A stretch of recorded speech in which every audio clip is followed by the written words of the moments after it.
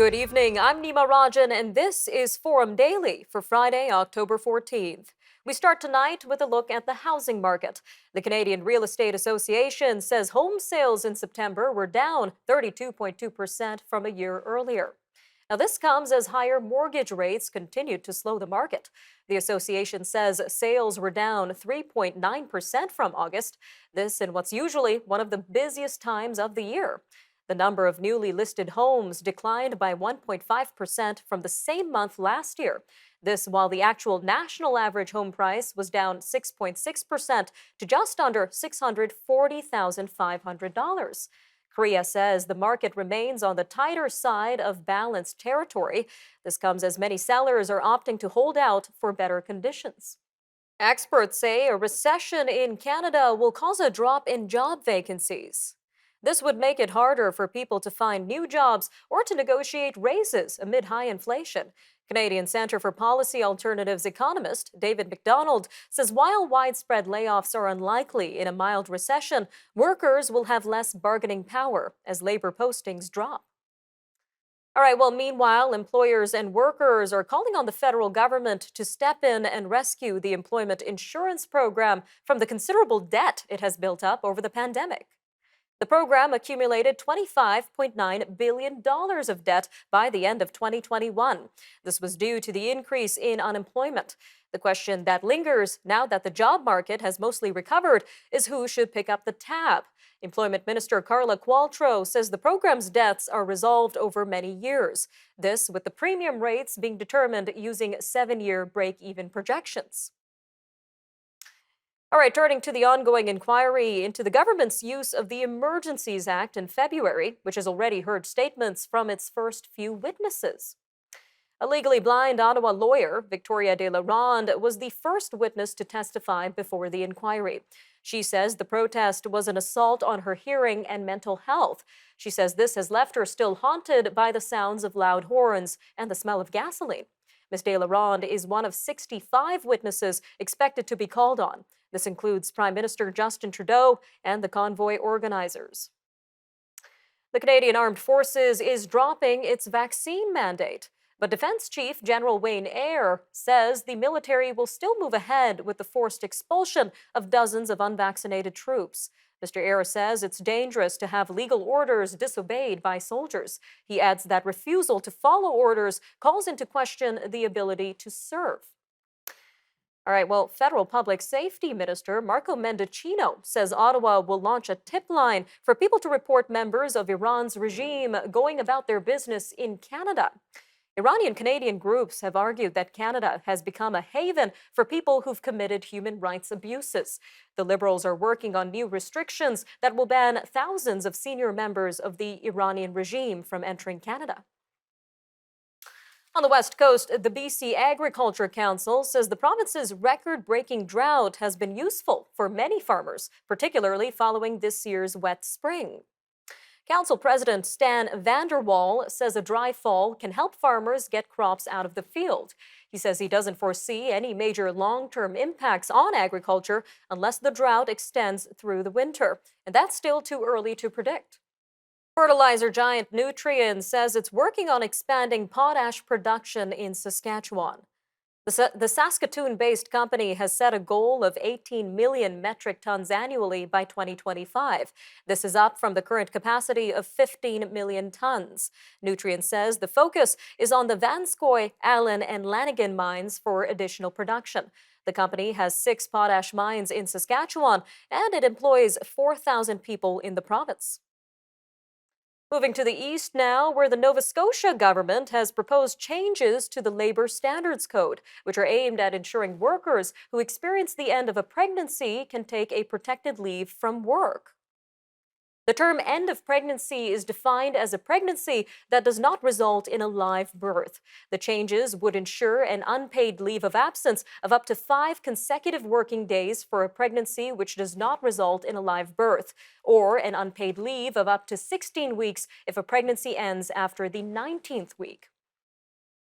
In Ontario, the bodies of 2 police officers who died in a shooting inside a home in Innisfil were brought to Barrie today.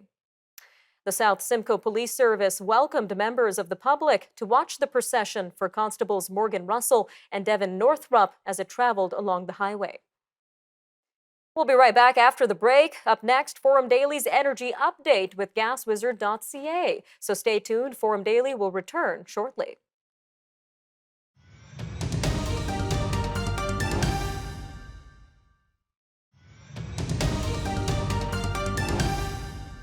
Welcome back. Now it's time for our weekly energy update with Dan McTeague, Senior Petroleum Analyst at GasWizard.ca. Take it away, Dan. Well, thanks for that, Nima. And what a wild ride this has been this week as far as energy prices are concerned. True to form, the cut of 2 million barrels a day, which probably is a little bit less than that by OPEC, has really roiled markets. And of course, politicians south of the border in the United States who are still scratching their heads trying to figure out why they should get mad at Saudi Arabia and OPEC when in fact they have no one to blame but themselves for killing the Keystone Pipeline and not having to dip into their strategic petroleum reserve. But of course, I digress. The reality is that gas prices and diesel prices seem to be moving oddly in very unusual directions. In the case of gasoline, starting with British Columbia, we saw a dramatic decrease of about 45 cents a liter. Probably the biggest, most historical drop in one day happened earlier this week when gas fell 35 cents a liter. In fact, that was yesterday, Thursday. That's mostly due to the fact that the problem in the Pacific Northwest, which really is the trendsetter as far as gas prices for the lower mainland and BC, suddenly saw an influx of fuel from as far away as Italy, if you can believe it. And the refineries that had run into some trouble all along the U.S. West Coast seem to have picked up their speed, got back into the swing of things, and thankfully brought prices down to a more normal and get used to it Vancouver $1.95. So that's the kind of outlook I think we have for gasoline, and of course with higher prices in the prairies, Saskatchewan, Alberta, and Manitoba in the 185 range, with of course Alberta being a bit less because of the decrease, or at least the part of the 13-cent provincial tax removed. I think they're only they have about a 9-cent discount. That explains why gas prices are a little cheaper there. We're still seeing huge retail margins being paid or by consumers to gas stations that are making anywhere from 15 to 18 cents a liter. I expect that those prices should come down about 8 to 10 cents a liter over the course of the week. For Ontario, you've been 162 all the way up to 167, tomorrow 165. Look for that to continue throughout the week. Same for Quebec in the high 170s, low 180s, Montreal and Quebec City. Maritimes, a bit of a mixed bag there, of course, with Newfoundland leading the charge, into the $1.85, $1.90 range, while Nova Scotia, PEI at 185, Nova Scotia at 170, 168, 169, and New Brunswick about the same, tend to be a little bit cheaper only because of the differentials in taxes. The big story, though, is diesel, and it's now reaching records right across Canada. And that's not just a reflection of what's happening in Europe, the fact that the Royal Dutch Shell, if you will, their refinery, the largest one in Europe, Pernis, actually malfunctioned on Thursday. That sent diesel futures soaring. It looks like we're going to continue to see record prices broken. And I wouldn't be surprised to see at some point, and not to be sensational, diesel prices hitting $3 a liter. So a great time for the federal government to increase carbon taxes come April 1st and contemplate other wonderful creative ways to stifle diesel, which of course isn't just used for transportation, for trucks, for rail, but it's also in the same families, heating oil, furnace oil, stove oil, and of course fuel, jet fuel, kerosene. All of these things mean that diesel is an extremely important commodity. It's likely to go up on average of about 5 to 10 cents a liter after Saturday. I'm looking Saturday in places like Ontario, diesel to go up 13 cents a liter. Look for a lot of stations to offer it for as high as $2.40 a liter. In the Maritimes, Newfoundland, $2.57 a liter today. Look for that to go to about $2.65. So we're heading towards $3 a liter for diesel. That has enormous implications for inflation and for policymakers. And of course, the Bank of Canada continues to want to wrestle inflation to the ground, to use an old expression used by a previous Trudeau. The other concern that has to be expressed is the weakness in the Canadian dollar, and that's going to continue to be a problem, not because other currencies are weak against the U.S. greenback, but because Canada's not selling enough, doesn't have the potential to sell more of what the world desperately wants, more of our oil and gas. Unfortunately, for 3 of the 4 parties in the House of Commons, that's no big deal, but it will be with the looming recession coming in Canada in the first and second quarter of this year. On that happy news and happy score, gas up today. You'll want to do that because later in the week, it'll be just that much more expensive. And next week, a little bit more of an update here for you. Thanks for having me, and back to you, Nima. All right, thanks for that, Dan. Again, that was Dan McTeague, Senior Petroleum Analyst at GasWizard.ca. He's also the president of Canadians for Affordable Energy. All right, coming up after the break, we'll be having our weekly crypto and digital asset update with Catherine Murray. So stay tuned. Forum Daily will be back.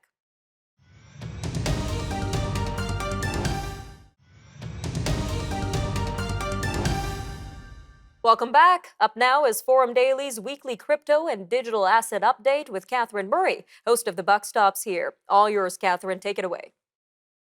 Thanks, Seema. Hello, everyone, and welcome to your weekly crypto and digital asset update. I'm Catherine Murray. Well, we are seeing cryptocurrencies rally across the board, up by 4 to 10% this morning, with Solana leading the gains, up by about 11% and outperforming all of the top 10 currencies. Important news this week in stablecoins. Tether has announced that it has completed the elimination of using commercial paper as part of its reserves that backs their stablecoin. They've replaced the commercial paper with U.S. Treasury bills, the most secure reserves available within the market. It's important because it increases the transparency as to what actually backs their stablecoin. Recall that we have seen a number of stablecoins fail because of other assets that were backing their stablecoins that became a little bit too volatile. And like we have on Wall Street, changing of the guards, we also have that within the cryptocurrency space. Blair Halliday, who previously worked for the Winklevoss twins' exchange, which is Gemini, is moving over to Kraken as their new MD for their UK operations. So you continue to see some shuffling at the top ranks of various crypto firms. Away from that, we do see continued fundraising occur in the space. Block Tower has launched a $150 million US dollar VC fund. The fund will focus on digital finance as well as crypto. And interestingly, it is backed by financial heavyweights BPI France as well as Mass Mutual. And the oldest bank in America, which is Bank of New York Mellon, said it would begin receiving clients' cryptocurrencies. It's the first large U.S. bank to custody or safeguard digital assets alongside traditional investments. The bank will store the keys required to access and transfer those assets, and also, of course, provide bookkeeping services on those digital currencies. It's significant, of course, because there are many large financial firms that are still questioning crypto and its role within the world. And of course, as the regulatory environment is still unknown. BNY Mellon and other custody banks are very important within the entire financial system. They run the humdrum back office operations for the banks as well as investors, such as tracking changes to the value of your assets and also, of course, keeping record of your assets. Very, very important there. It was founded by Alexander Hamilton, BNY Mellon, over 200 years ago and is the largest custody bank in the world. When thinking about crypto and crypto products, it's always important to know that there are actually no specific accounting rules for reporting the value of crypto holdings. Well, the Financial Accounting Standards Board said that companies should use fair value accounting methods, which would allow firms to treat crypto as financial assets and to immediately recognize gains and losses. That's really important in terms of knowing where you stand. And of course, we know that there's been so much volatility. Now, in terms of products coming to the market, the SEC has once again stonewalled the launch of Bitcoin spot ETF in the United States on the same grounds that it's seen in the past. Specifically, that Wisdom Tree's Bitcoin Trust did not demonstrate that it would be designed to protect and prevent protect investors and also prevent any type of fraud and manipulation and practices. Lastly, an article in the Financial Times that I'll leave you with here, Nima, is titled, "Is the Crypto Winter melting into spring. It's only October, so I think it's way too soon to tell that story. And hopefully, we're going to find a little bit of stability here. Interestingly, we've actually seen a little bit more stability within the cryptocurrencies versus the equity markets over the past number of weeks. In other words, that correlation appears to be breaking down. We talked a little bit about that last week. We'll see if it can continue. Nima, I'll leave it there. Back to you. Thanks, Catherine. Again, that was Catherine Murray from the Buck Stops here. All right, turning our attention to New Brunswick, where two businesses are teaming up to take sales of Canada's oldest candy and chocolate company global. Ganong Brothers says an investment by seafood giant Cook will be used for new equipment and upgrades at its facilities in St. Stephen. Ganong says the partnership will also allow it to leverage Cook's global retail grocery presence and grow the candy company's sales around the world. Meanwhile, a report from Statistics Canada indicates manufacturing sales in August were down for the fourth consecutive month. The federal agency says sales dropped 2% to $70.4 billion. This comes as petroleum and coal sales edged down on lower prices and volumes. Overall sales in constant dollars fell 1.7% in August. This indicates a lower volume of goods sold. All right, stay with us. We'll be right back with major news stories and headlines from around the world. Stay tuned.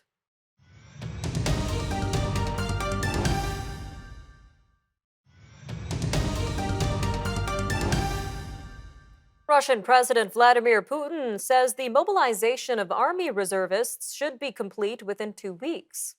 Mr. Putin ordered 300,000 reservists into action to help bolster his country's troops in Ukraine. Now, this is in a move seen as widely unpopular at home. He says all activated recruits should receive adequate training to participate in the military operation.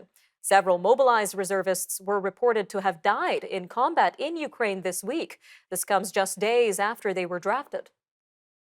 Meanwhile, Russia is promising free accommodations to residents of Ukraine's partially occupied Kherson region if they evacuate to Russia.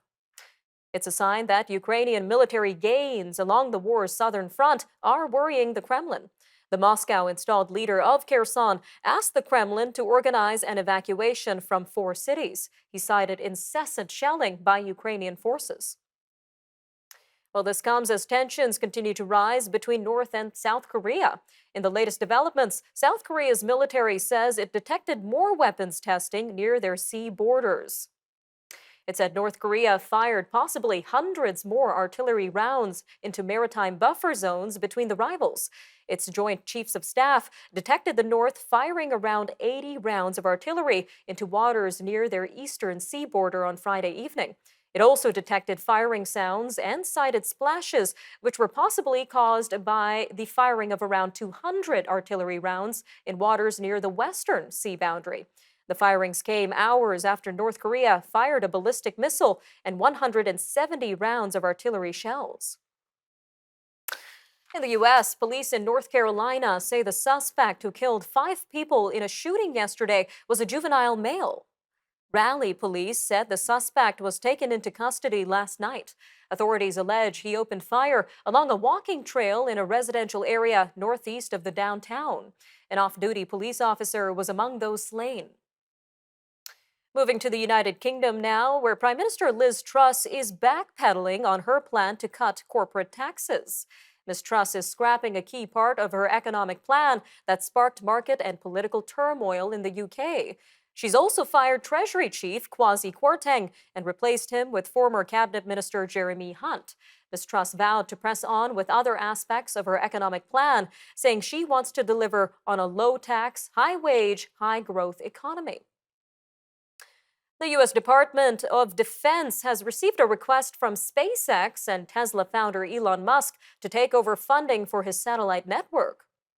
The Starlink network has provided crucial battlefield communications for Ukrainian military forces during the war with Russia.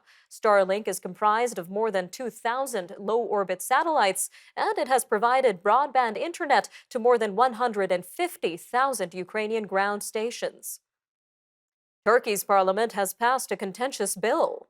It amends press and social media laws with the stated aim of combating fake news and disinformation. The bill would mandate up to 3 years in prison for spreading information that the country says is contrary to truth.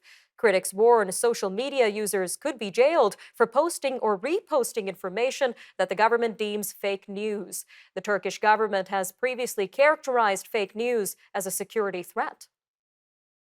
Back in the UK, climate protesters have thrown soup over Vincent van Gogh's sunflowers in London's National Gallery. The group, known as Just Stop Oil, is protesting fossil fuel extraction, and it's calling on the British government to halt new oil and gas projects. The souping caused no visible damage to the glass-covered artwork, but in July, activists from the group glued themselves to the frame of Leonardo da Vinci's The Last Supper in London. Streaming giant Netflix will unveil next month the first version of its video streaming service with ads. The move will give cost-conscious viewers a chance to watch most Netflix shows at a steep discount. This in exchange for putting up with commercial interruptions. The ad-supported service is scheduled to debut November 3rd. A former power station on the bank of the River Thames that was left in poor condition for decades opens today after a $10 billion redevelopment. The renovations have turned the once industrial station into a new attraction, complete with shops, bars, and hundreds of apartments. The coal-fired Battersea Power Station supplied electricity to London. It powered sites from Buckingham Palace to the Parliament Building from the 1930s to the 70s. All right, I'm Nima Rajan, and that'll do it for your look at national and international news for today. Remember, for more news on demand, you could always visit our website, thenewsforum.ca, and make sure to follow us on our social media handles on Facebook, Instagram, and Twitter. Take care, Canada. We'll see you next time on Forum Daily News.